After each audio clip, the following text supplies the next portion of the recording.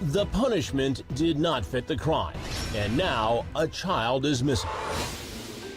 3 o'clock in the morning, 3-year-old Sherin Mathews is ordered by her father, Wesley Mathews, to stand alone next to a tree in an alleyway 100 feet behind their home. Why? For not drinking her milk. And when Mathews goes back 15 minutes later, she's gone. What does Mathews do next? Search for his daughter? Call the cops? No. He does a load of laundry. Police aren't notified until 5 hours later. If our child was missing, if we didn't find her, I mean, I would be panicked within a minute. I don't know how to put a timeline on that, but it certainly wouldn't be 5 hours. Our affiliate, KDAF, is closely following the timeline, saying when cops do show up, Wesley Mathews is arrested and charged with abandoning or endangering a child. He has stupidly admitted that he knew there were coyotes out in the area where he left her. An Amber Alert is issued, and intense search is on the ground and in the air. We just feel like that baby is out there asking to be found. Now, I'm not going to cry, but that is how I feel. The Mathews adopted Sherin from India last year. Some wonder why her family wasn't desperately searching for their disappeared daughter. What are you hiding from? Why are you not out here trying to find your child? The community did join the search effort to find the tiny 22-pound girl. As investigators collected evidence, last night, the Richmond Police Department, along with the FBI's evidence recovery team, did a search of the Mathews home. There are facts and stuff in that warrant that we feel are critical to this investigation, and we do not want to jeopardize the investigation at this point, and so they are sealed. We do know detectives discovered that, strangely, when Sherin disappeared around 4 a.m., someone left the home in the family's SUV for an hour before returning. They are going to find out where that SUV was, and when they find out where it was, likely that's going to give them a clue as to what happened to young Sherin.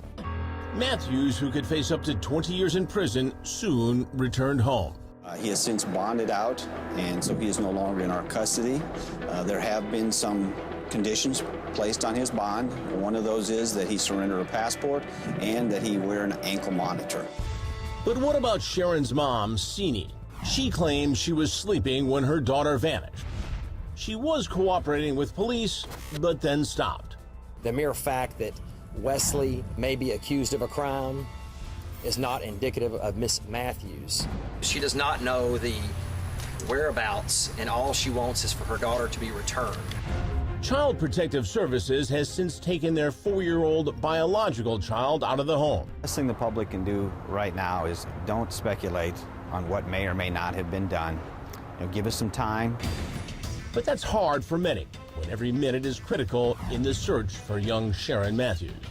I just hope that they come and tell the truth, because they know what happened. Then, 15 days after Sherin went missing, cops make a disturbing discovery. Today, at approximately 11 a.m., the body of a small child was discovered. The body was found in a culvert, 2,200 feet from Sherin Mathews' home.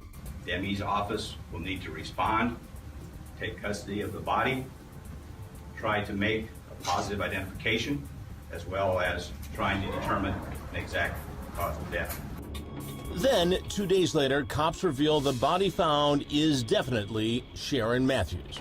Even before she's identified, Wesley Mathews changes his story, this time telling police he physically assisted his daughter in drinking the milk. She began to choke. Then he no longer felt a pulse and believed she had died. Mathews then admitted to removing the body from the home. Wesley Mathews is once again arrested, this time charged with first-degree injury to a child. There could be additional charges filed against another person, or there may be a modification to the charges that he currently has. His bond is set at $1 million.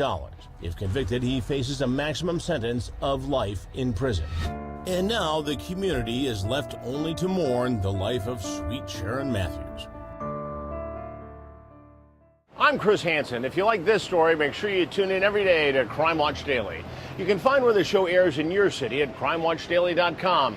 Watch it live or record it on your DVR and watch it at night. And to all those criminals out there, remember, we are watching.